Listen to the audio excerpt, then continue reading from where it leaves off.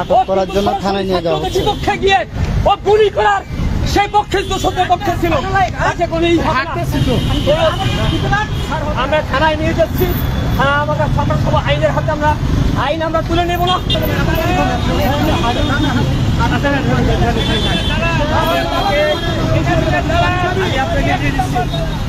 পানি খাওয়াবো, সামনে দোকান আছে, পানি খাওয়াবো। আমি বারবার একটা কথাই ভাই বলেছি, আইনের হাতে তুলে দাও।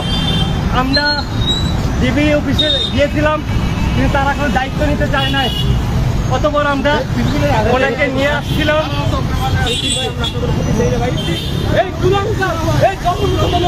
সে কিন্তু বৈষম্য আন্দোলনের পক্ষে ছিলেন না, সে কিন্তু ডিরেক্ট হাসিনার পক্ষ নিয়ে, দোষণ নিয়ে সাধারণ শিক্ষার্থীদের বাংলাদেশের বিপক্ষে তিনি দাঁড়িয়েছিলেন এবং বাংলাদেশের ছাত্রদের যে পরিমাণ খুন করেছিলেন তাদের পক্ষে তিনি দাঁড়িয়েছিলেন শুধু একটিমাত্র আসনের জন্য।